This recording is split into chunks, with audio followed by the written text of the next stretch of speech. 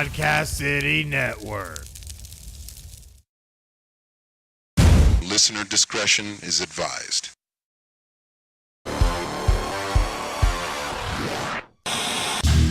You're listening to the Everett Lee Show. A shot of entertainment to the head. Sit back, relax, and enjoy the entertainment.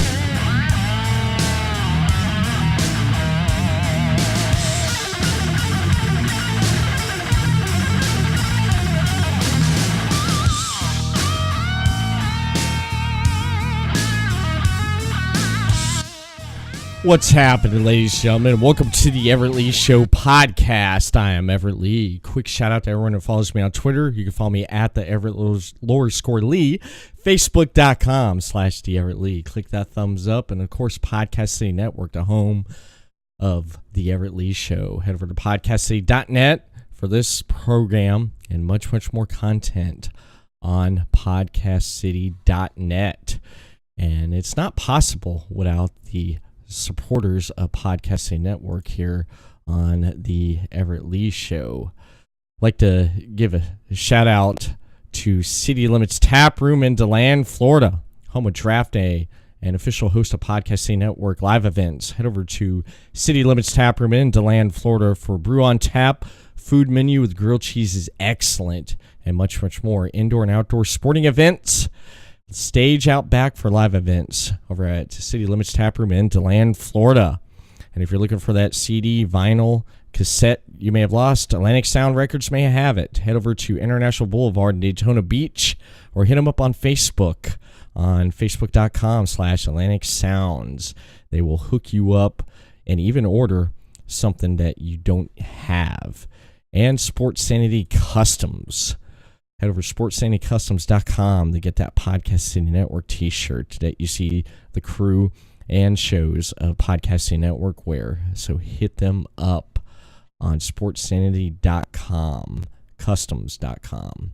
And of course, our new logo, our year 2 logo of Podcast City Network was designed by 3 Count Design. Hit them up on Facebook. They will design any video and graphic designs at your needs. So hit them up and you will get a 10% discount if you mention you listen to Podcast City Network.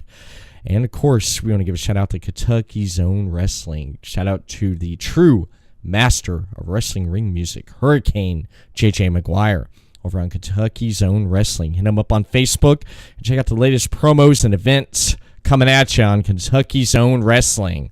And it's all brought to you by podcastcity.net.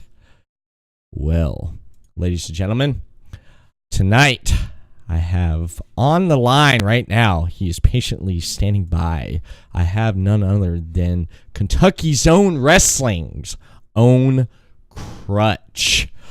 How you doing there tonight? I'm making it, man. I'm doing pretty well. You? Oh, I'm pretty good, man. Just kicking back, having a cold one, and just enjoying this weather here. Yeah, Daytona Beach, man, 80 degrees today. I'm glad that we don't have no more cold weather. You know, I don't mind the cold weather. I'm a ginger myself, so I burn easy. So Ooh, yeah. I heard that's what happens. I had a couple friends that actually they do get sunburnt pretty bad, and it stinks. But you know what? I know when I had Hurricane JJ Maguire down here last week celebrating the 1-year anniversary of Podcast City Network, he mentioned that back home it was like 32 degrees. What's the weather there where you're at right now? It's cold, ain't it? It's actually been pretty warm today. It's been a little rainy though, so. Mm-hmm. Wow, that's not bad. That's not bad. So, Krutch. So, with the weather and everything going on and where you're at, that's one of the questions I'd like to ask you. I want to kick off here. And every wrestler has a journey and a path they go down. And where did yours start out at? Where did you grow up at? I grew up in a little place called Manchester, Kentucky, Clay County.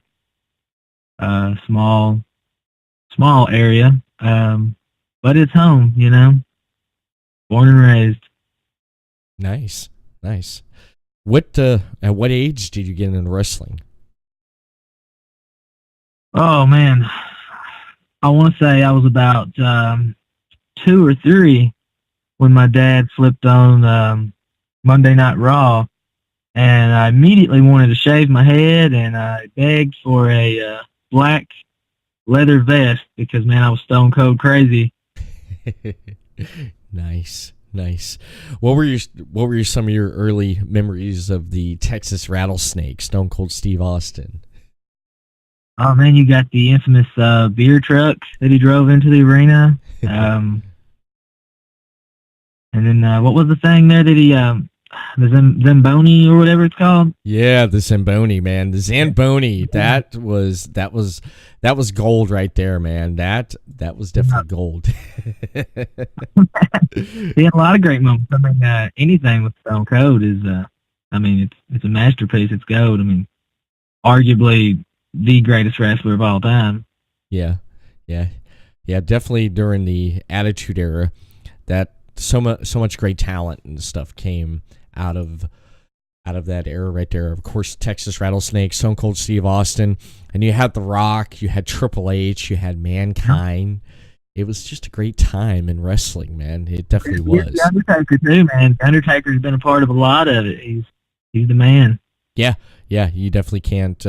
You definitely can't forget about the Undertaker. You definitely can't. And what with watching the Attitude Era, Stone Cold Steve Austin, and all the great ones during that era. When did you decide to become a wrestler? Oh, I was hooked immediately. I was ready right then and there. But unfortunately, state of Kentucky, I think you have to be the age of 18, and you got to get a wrestler's license. So unfortunately, I had to wait till I was 18 before I could start. So that was I think 2012 when I actually got started wrestling. Oh yeah. I heard that Kentucky basically is like the only state that does have where you have to get license, because I was talking with JJ last week when he was down here, and he mentioned that Kentucky, you got to have a license. He even has to have a license. I mean, that's anything to do with wrestling. It is. Yeah. Going through that to get the license, is that they make you like do a bunch of things, or what do they actually make you do to get your license? Is it Well, I know you got to pass a physical, and I know they randomly drug test, and you have to get the physical, and you have to get a wrestling promoter to sign off for your license. And see, that's the hard part, because not just anyone's going to sign off for your wrestling license unless you're trained. So that's kind of a good thing, because it keeps a lot of people from, I can do this. I'm meant to do this. I'm a wrestler, but they don't know squat until they get in the ring. So it's kind of a good thing, because that promoter can, I'll sign off for your license, but you gotta train. You gotta come with me, work at my shows. Pay your dues. Mm-hmm. Yeah, you definitely do. That way you can't have like some amateur come in there and actually like do something and actually hurt. Like exactly. Jim Cornette would say, outlaw promotion, and some backyard wrestler. Yeah. Yeah. So I mean, it's a bit of a good thing. I mean, it's a good and bad thing, but it is what it is. Mm-hmm. It is. I found that really fascinating. I did when I was told about that. I was like, really? It's definitely interesting. Yeah, it is. Now, becoming a wrestler and getting your license, what promotions did you work for? Well, I started out with TSW. They're about roughly an hour away in the Corbin, Kentucky area. Mm-hmm. Traditional Southern Wrestling, TSW.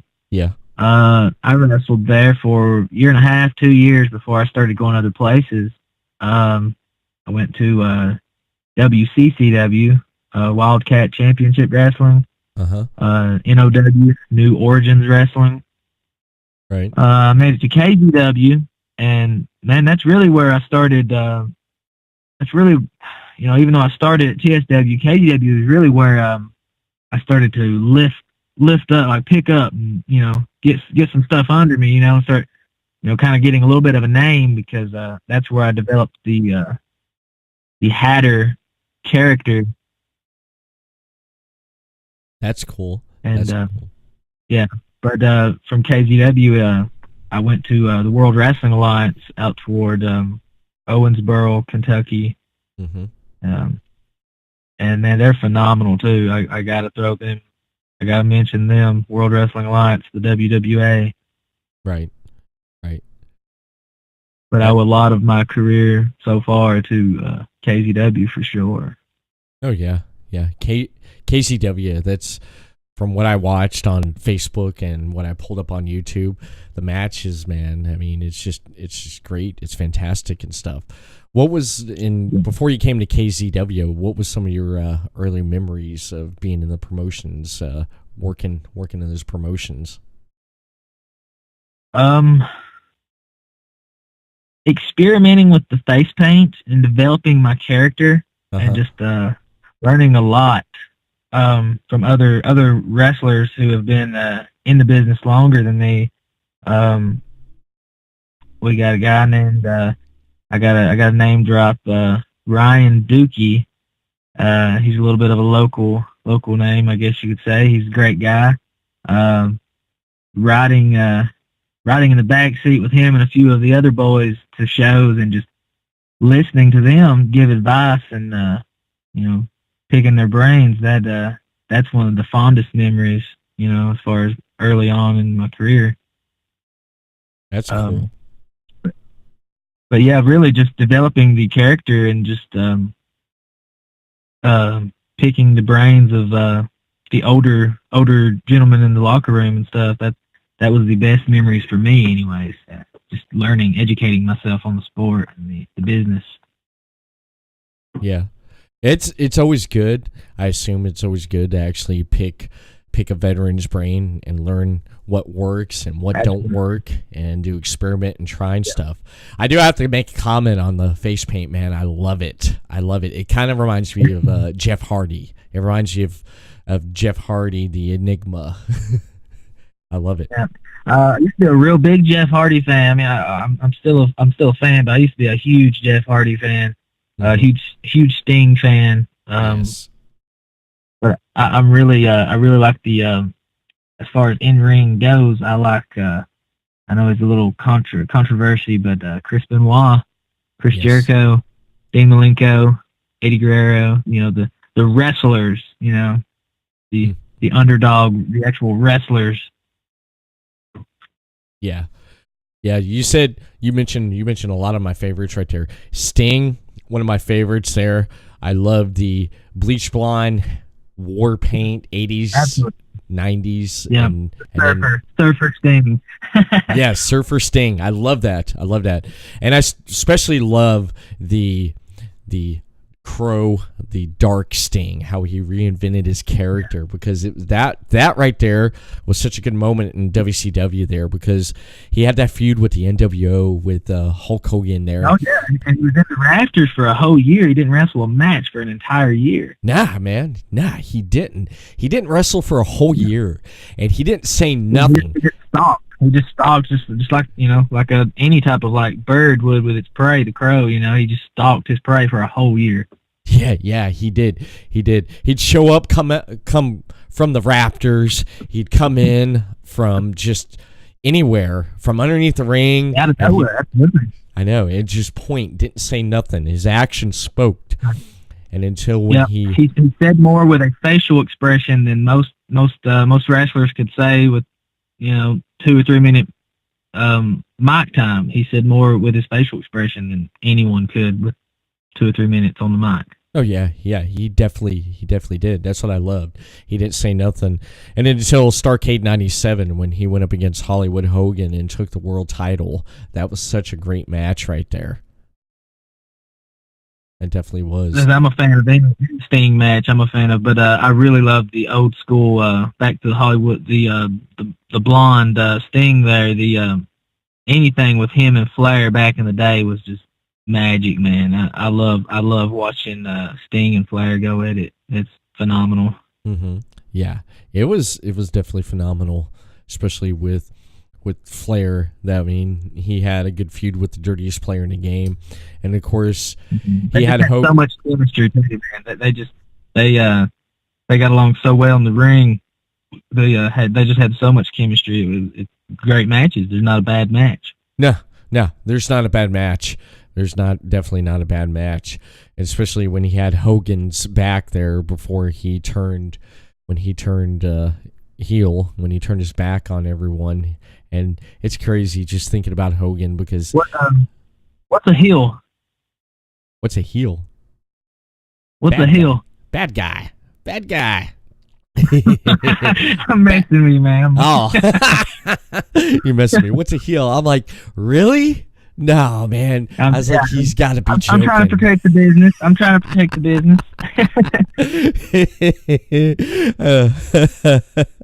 Yeah, I was like, he's got to be pulling my fucking leg, man. That was good. I like that. Yeah, I do a lot of people like that on the internet and stuff, through Facebook and any other social media. They'll be talking about a heel or a face. I'm just like, what is a heel? Yeah. I mean, because with the wrestling business, so there's so many wrestling terms and wrestling terminology that's out. So many people know about it now, and it's just it's not really as protected as you hear the older wrestlers talk about. It's like, oh, it used to be so protected back in the day, but now it's not. They're right. Mm-hmm. Fans know what a heel and a face is, and it's a little disappointing when they're already in on the business. They know what they know the terminology, and they're smart to the business. So I mean, it's kind of disappointing, but it's always nice when they do forget and they get lost in the show and they think, oh, Krutch is really mad as a hatter. So that's always nice. Mm-hmm. It is. I definitely have to say that when the curtain call with Nash, Hall, Michaels, and Hunter at Madison Square Garden. Oh, yeah. To me, people's like, when did kayfabe die? I believe kayfabe died that night right there, because when the curtain call, after that right there, things changed. And of course, you get the internet. Yeah. That it just... Oh, yeah, the internet's the biggest problem, for sure. Mm-hmm, it is. There's too many terminology smarks. I can't stand the smarks. I cannot stand the smarks. And I picked up a lot of terminology just talking with wrestlers and people who's been in the business and stuff. And, like Mr. Maguire there. And talking with... I heard a guy once in the locker room say, kayfabe may be dead, but we don't flaunt it.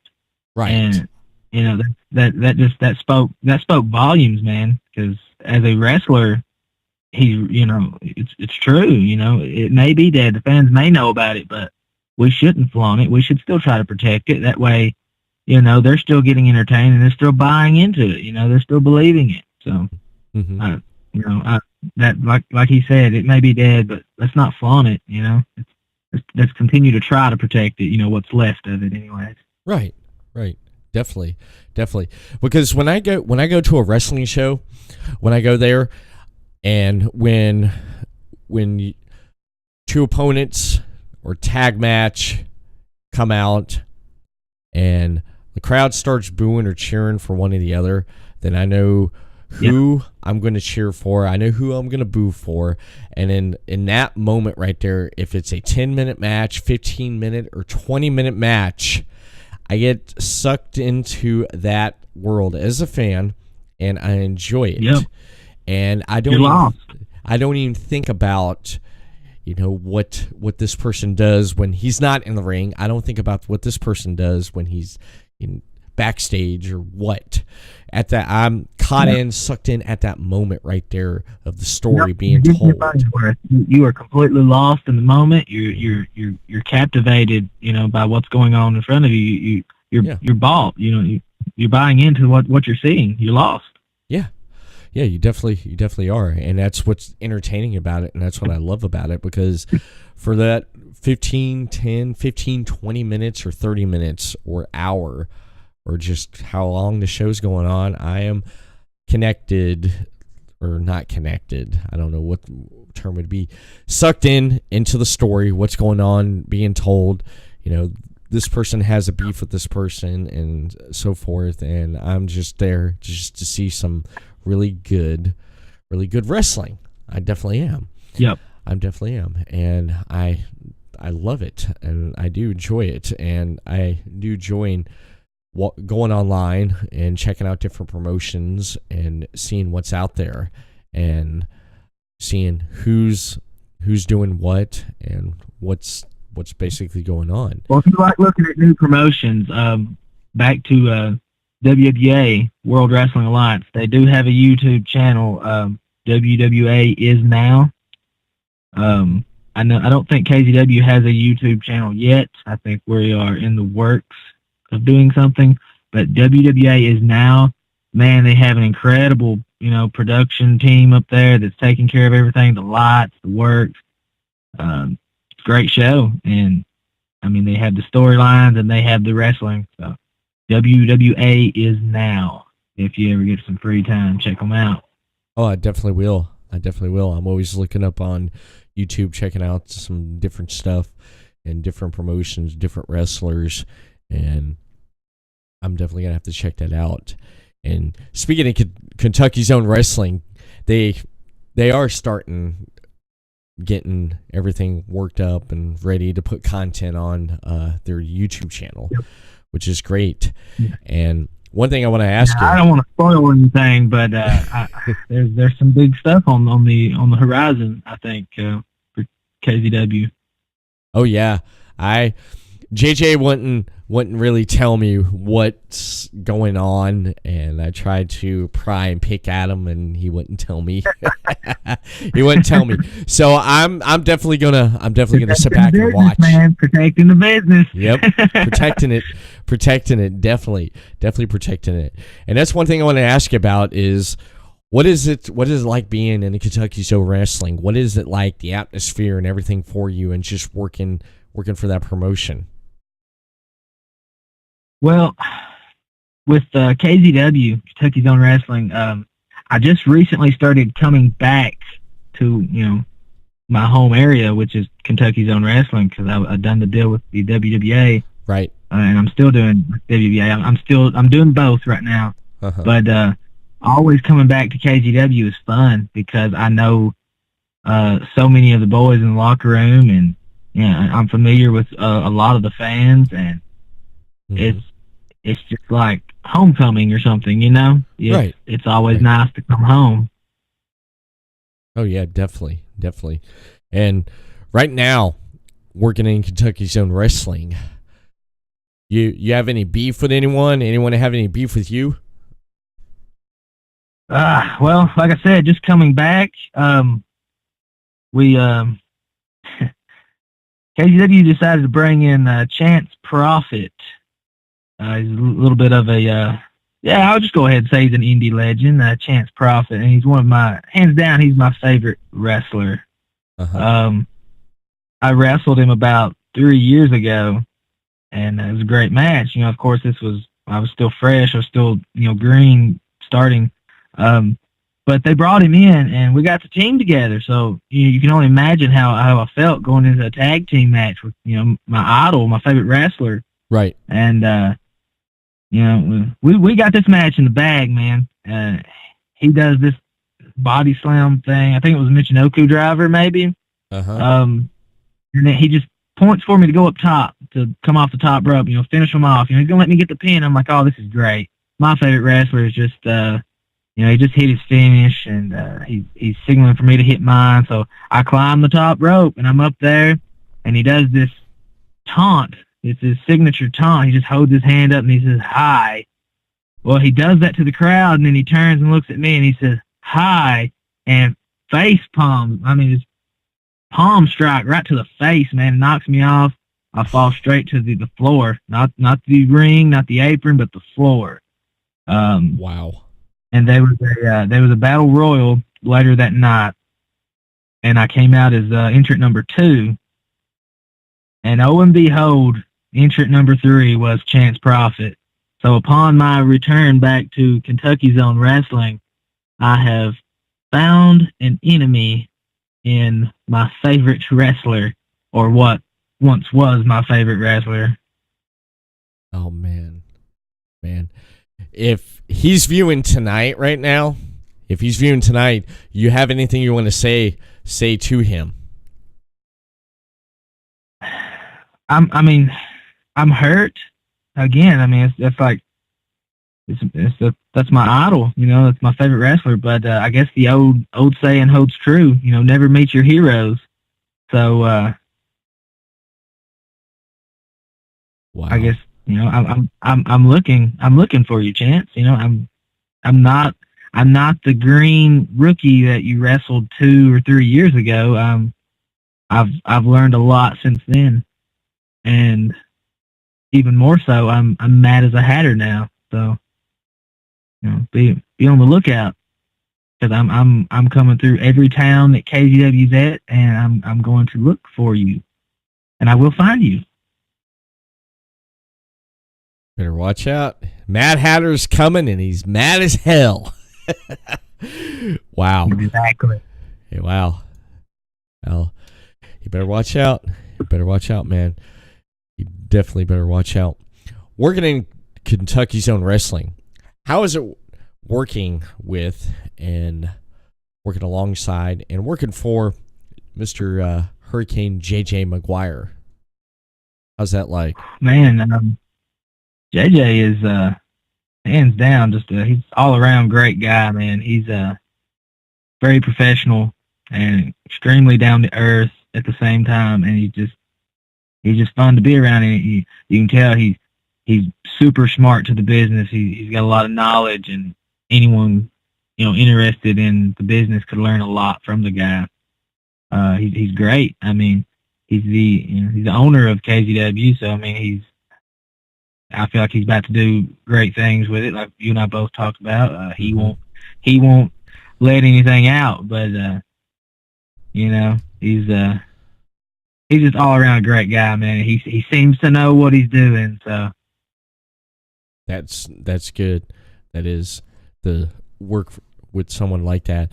And when he was down here last week, and he was here for the Podcast City Network 1-year anniversary, a lot of people, man, was just so they heard he was coming, and they showed up at the event just to meet him, and it was just fantastic. And he also sat in for my segment I did right there at the event there for the Everett Lee show. He was there with me and my co-host Chris Carnage, and he did a segment with us that you can check up on the YouTube channel. If you head over to Podcast City Network's YouTube channel, you can check out that segment there I did with the True Master of Wrestling Ring Music, Hurricane JJ Maguire. You definitely check that out right there, that segment that me and Chris had with him. And yeah, he's so great. I mean, so knowledgeable. He talked about a lot of things, and he's been around. He's really knowledgeable. He really is. He's a great guy. Mm-hmm. He is. He's seen a lot, and he's been with the best. He's been with a lot of legends. And one of the stories I like is, been around. Yeah, I mean, all due respect, he's been around. He knows what he's doing, I think. Yeah, he does. One of the stories I like was when he was talking about being at an event, and he was backstage there with Savage and Hogan, and I believe it was Hogan asked him and said, "Hey, Maguire, how's the crowd look out there tonight?" And Maguire looked, and he said, "Yeah." He said, "All the marks are in the building. They're ready to go." And then Savage spoke up and said, "Hey, Maguire, we're all marks." I love that story, man. I love that. It's so great, man. Just just talking with him and just listening to him and everything that he's been through and seen in wrestling in the last decades. It's great. And being in Kentucky's Own Wrestling, I know have your new enemy that you mentioned. Now, yes. Wrestling in Kentucky's Own Wrestling, well, actually just wrestling in general, in ROH, NXT, or WWE, who would you like to have a match against that you have not wrestled in the ring with? Man, this is where I'm going to sound like one of those guys who doesn't seem like he knows a lot, but I don't follow a lot of mainstream wrestling. I really couldn't tell you anybody on the ROH roster. My friends are probably going to kill me for saying that, but as far as NXT, I would love to go toe-to-toe with Aleister Black. He looks like a hard hitter, and I think that makes for a really, really great match. So Aleister Black from NXT. And as far as the WWE goes, Finn Balor. I'd like to go toe-to-toe with Jeff Hardy. Nice. I guess Sting counts. Sting. Mm-hmm. And, of course, The Undertaker. Oh, yeah. You can't forget The Undertaker. Aleister Black, yeah. I'd say Aleister Black is a really good opponent. He would be a really good opponent, though. You have to watch out for that black mass. You definitely have to watch out for that. And he's amazing in the ring. He reminds me of a cruiserweight, man. He moves just like a cruiserweight at times, but he's just so agile, and he is tall, man. He is tall just looking at him. And Undertaker, that would definitely be a good one. That definitely would be a good one to step in the ring against. And yeah, Jeff Hardy, another good one. And Balor, oh yeah, the founder of the Bullet Club. I mean, the founding member of that. Speaking of the Bullet Club, AJ Styles, let's add him to the list too. Oh yeah, the phenomenal AJ Styles. What I like about AJ Styles wrestling is that no matter who he goes up against, he basically, it's like he adapts to that person's style. Oh yeah, and he's like a velociraptor, man. He's good at adapting. He's a velociraptor, man. He just adapts to anything you throw in his way. He will adapt and overcome. Oh yeah, anything. Yeah, he definitely does. He adapts to anything, and he just does. A lot of people back a few years ago when he first came into WWE, when he had that match, I forget what pay-per-view it is off the top of my head. It was with Roman Reigns for the WWE Championship. And basically, AJ threw everything that he could at Roman, and Roman was just a powerhouse. He made Roman look really strong, which was, great. Yeah, he really did. He made Roman really needed that at the time. He did. In my opinion. He did. And I just hate the fact that, he's, battling what he's battling right now with that leukemia. But, AJ brought the best out of him. And even a lot of people said that John Cena had really great matches with Kevin Owens. Kevin Owens brought the best out of them. AJ Styles brought the best out of them.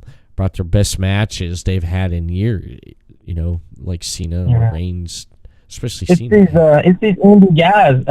Going back to the Cena and Kevin Owens, I believe it was those two that had the promo where I think Cena referred to Owens as a kid, as a rookie or something like that, Mm-hmm. And then Owens reminded him, he may not have been in the WWE as long as Cena, but he's definitely been in the business longer. And when you take guys like Kevin Owens, AJ Styles, Daniel Bryan, and even Finn Balor, Prince Devitt, going back to the indie scene, those guys, they've honed their craft, man. So by the time they made it to the WWE, they're, they know what they're doing. Yes. Yeah, they definitely Nakamura, Shinsuke Nakamura, Seth Rollins, those guys. They've been on the indie scene. That they've learned a thing or two. They're not homegrown WWE guys. They've been around the block. They know what they're doing. Yeah, they definitely do. They know what they're doing. They definitely know what they're doing when they step in the ring. I like to add to that right there, the people you mentioned. We got to add Tyler Black, Seth Rollins. We got to add him too. Yeah. And Samoa Joe. That would definitely Samoa Joe, yeah.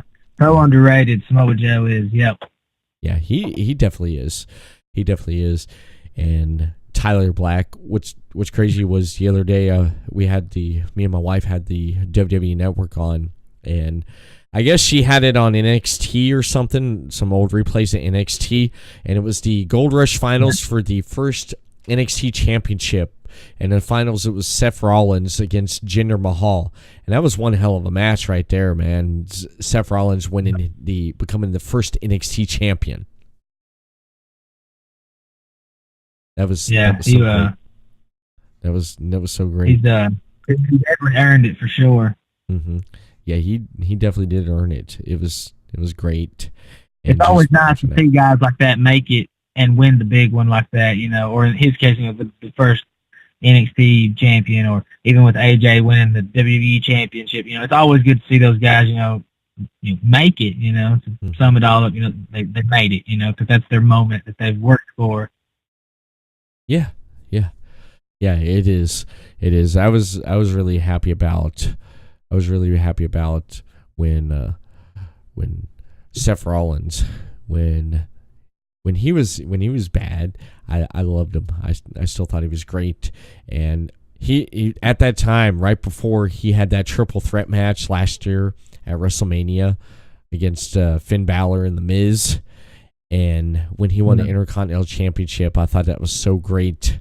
I thought it was great. It's like he's captured all the titles, U.S. title, tag titles. Now was that when he became a Grand Slam champion? But yeah, absolutely, that was it. Yeah. Mm-hmm. It was. One thing I'm a little bit disappointed about is I wish he would have went after Daniel Bryan on SmackDown, because I figured those two would tear the house down with their styles. Yeah. They would, but of course he had to go against Brock Lesnar, and I just wish he did not go against Brock Lesnar. I just wish that he would have went after Daniel Bryan, the world's toughest vegan, and just basically went after him. But of course, everyone wants him to slay the beast. They wanted him to slay the beast, take the belt off of Lesnar. And man, I really thought Balor was going to be the one. I thought sure that the Royal Rumble, I thought sure we was going to see the return of the Demon, and I thought he would be the one. But oh well, yeah.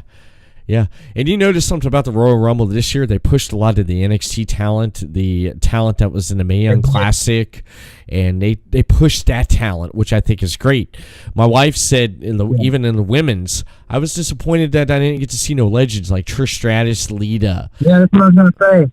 Even in the men's Royal Rumble, I was a little bummed, I didn't see any of the older guys. I always enjoyed seeing them make their way down to the ring, but at the same time, I'm really happy and really glad for the NXT guys, because they're investing in them. So it's good. It is. They're trying. They're trying to utilize and push that talent, and I believe they need to.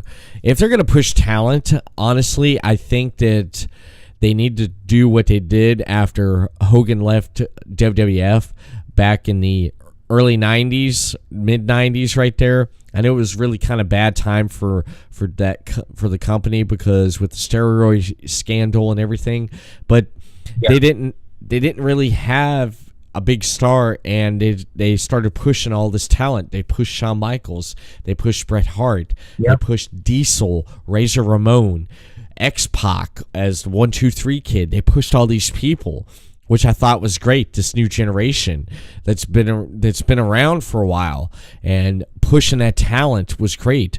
I feel that they should push more of that talent that they have now. And I feel like that's what Triple H is doing. I feel like Triple H really has I feel like he really has a great view of the future, if you will. With what he's doing at NXT with all these NXT guys and stuff.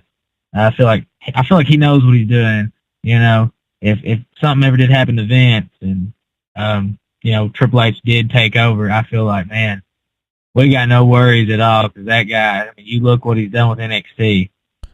Oh yeah, he's turned it into a really good company with the talent that he has. He's been pushing talent. He's making really good stars, and I feel like the roster that was the talent and the roster he had a few years ago was so great.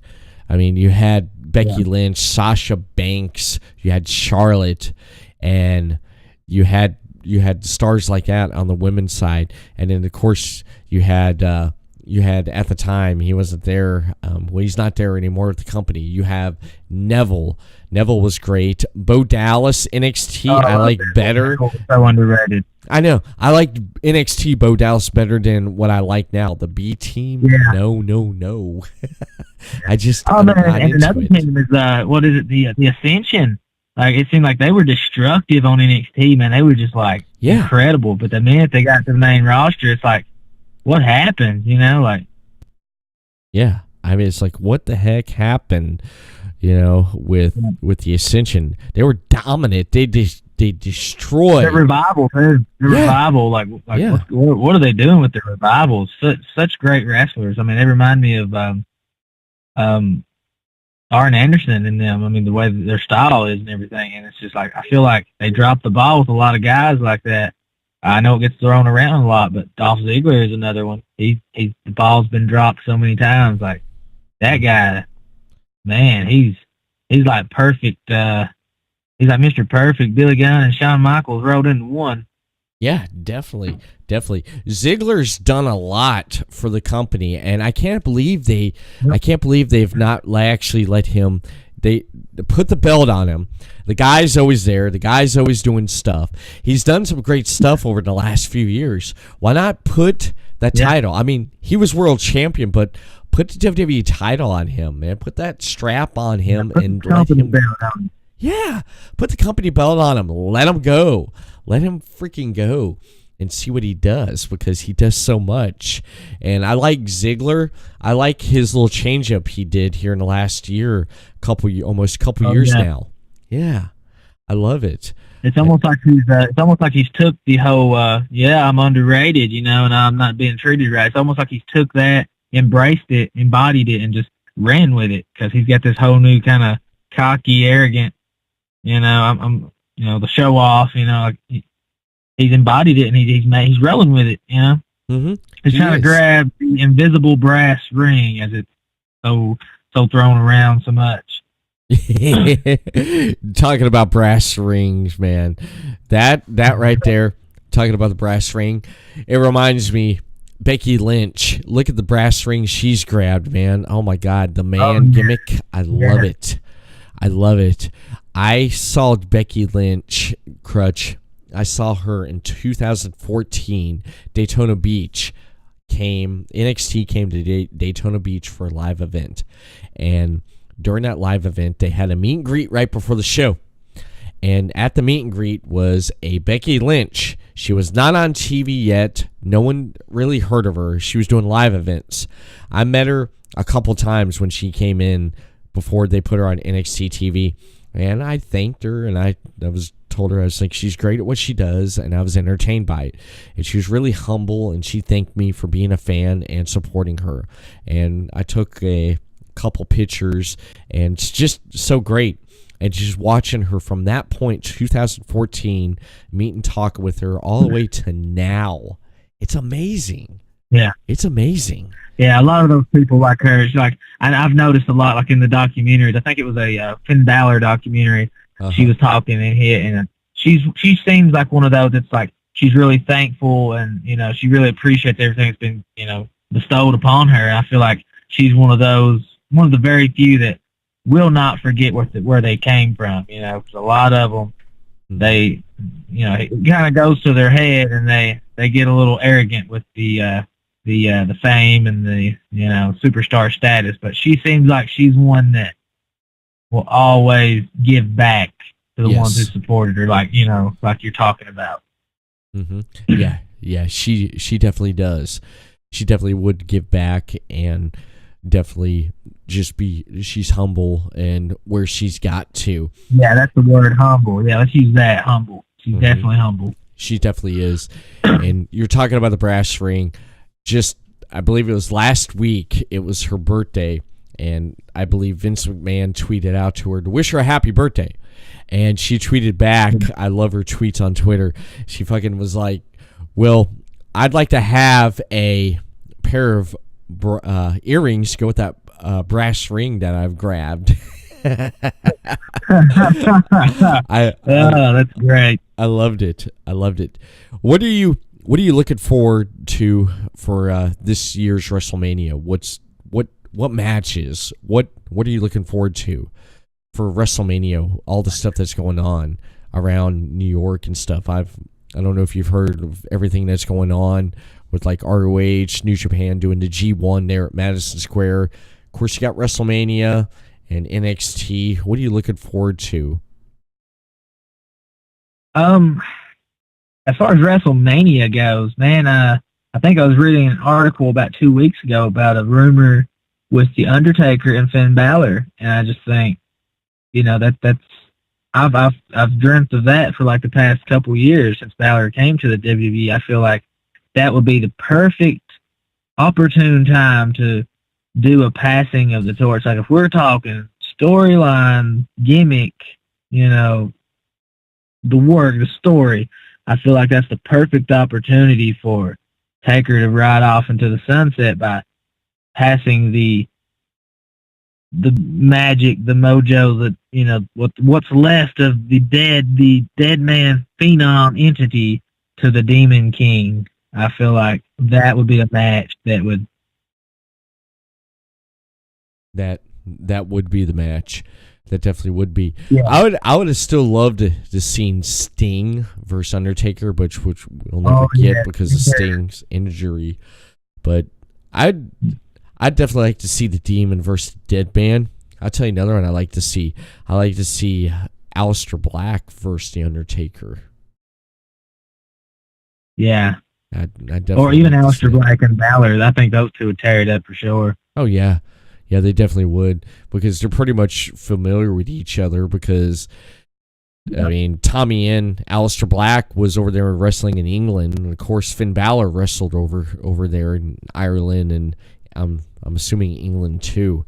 I'm probably off with my geography with a little bit with the wrestling history with him, but I'm sure they've crossed paths before. I'm going to have to look that up, actually. Oh, I'm sure. Mm-hmm. I'm sure they've crossed paths before in the past. I just got a text from Mr. JJ Maguire, and if anyone's not seen it, that Mr. JJ Maguire, when he was down here last week, he cut a promo at Hulk Hogan's Beach Shop in Orlando, Florida. I happened to be tagging along with him, and I was his cameraman for the promo that he cut, and he just got a text message from Mr. Honky Tonk Man, and he checked out the promo, and he wanted to say the Beach Shop promo was awesome. And KZW, all the way, baby. Right on. Right on. Right on. And Krutch, you are the future of wrestling. Oh, I've heard that from Mr. Maguire several times. Thank you, sir. Yep, he just texted me that too, right there.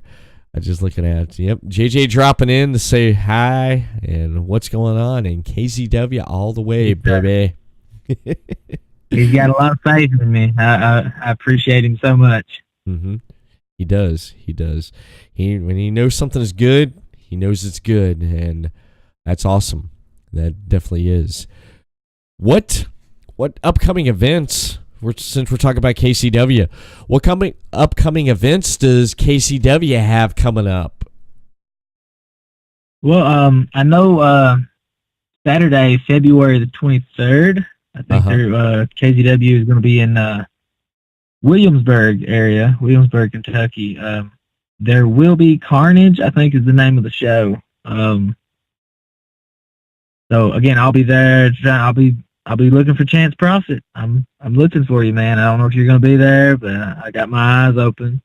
And I know next month for the 30th of March, I think that's right, March 30th, they have their annual 2-ring battle royal. They call it Double Danger. So that's always fun. Uh-huh. Nice. Yeah, they got 2 great shows coming up, which they've been running every weekend. They're putting in the work, man. They're putting in the towns. Mm-hmm. Yeah, they definitely are. Especially this Saturday, February 9th, Love is a Battlefield for Kentucky's Own Wrestling presents Love is a Battlefield. I mean, you have the heavyweight title match right there with Maddie B versus Chief Tomahawk. I gotta remove my glasses here. Actually, I can't read the fine print. I gotta resize it there. Yeah, the poster's a little bit small there, though. But the event, Kentucky's Own Wrestling presents Love is a Battlefield this Saturday on February 9th at the Old Shopville Gym on 144 Shopville Road in Somerset, Kentucky.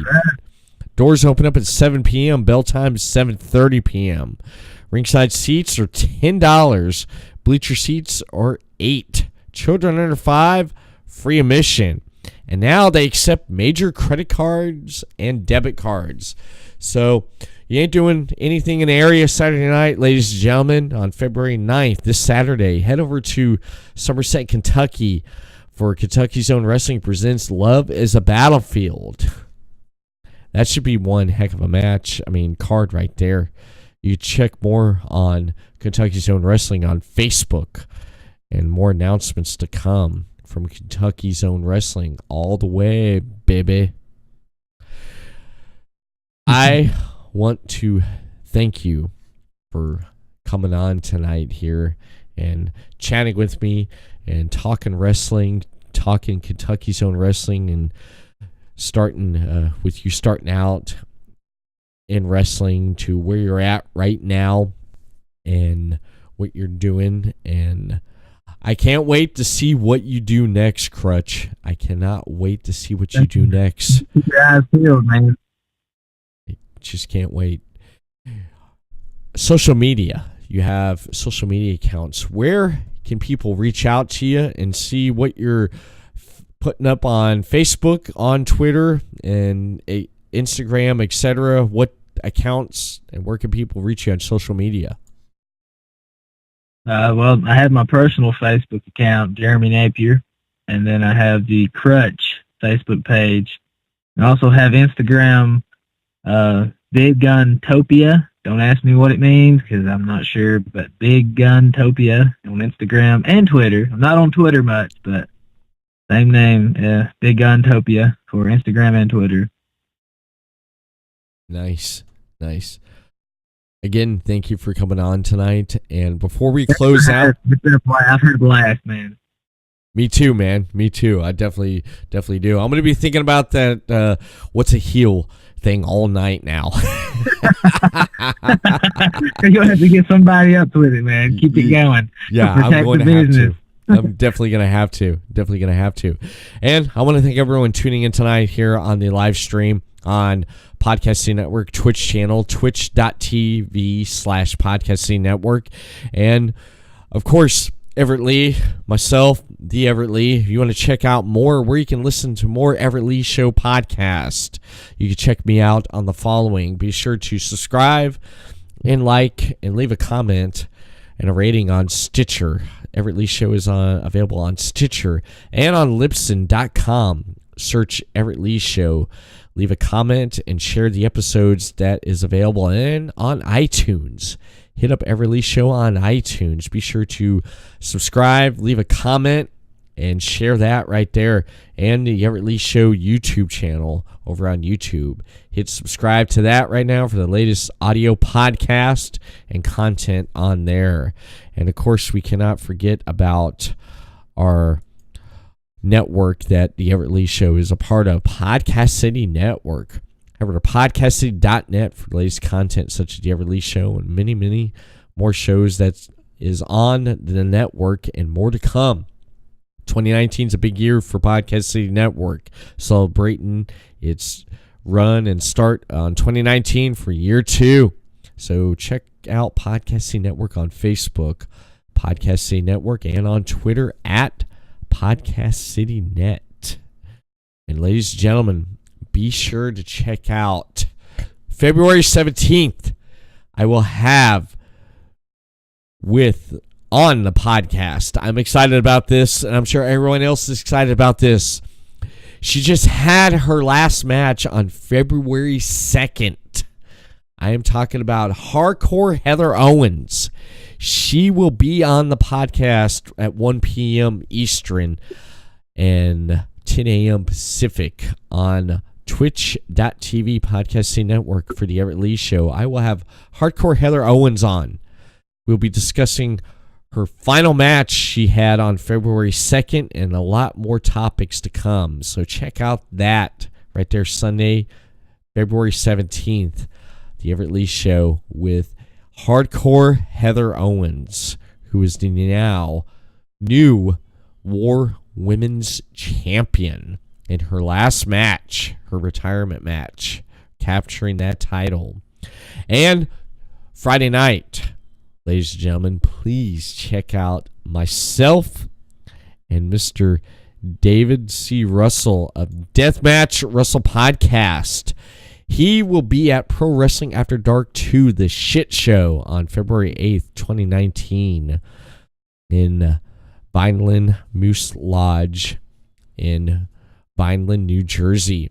He will be going live on Podcast City Network Facebook page right there. So be sure to check out who he will have with him on intermission and what he'll be talking about at the Pro Wrestling After Dark 2, the shit show. So be sure to check that out on this coming Friday. And that is it for the Everett Lee Show. Ladies and gentlemen, thank you, Krutch, and thank you for everyone tuning in. You're welcome. No problem. Let me turn down the volume a little bit. Everett Lee Show signing off. Thank you, everyone, for tuning in. Have a great night, and we'll see you next week on another episode of the Everett Lee Show. Peace.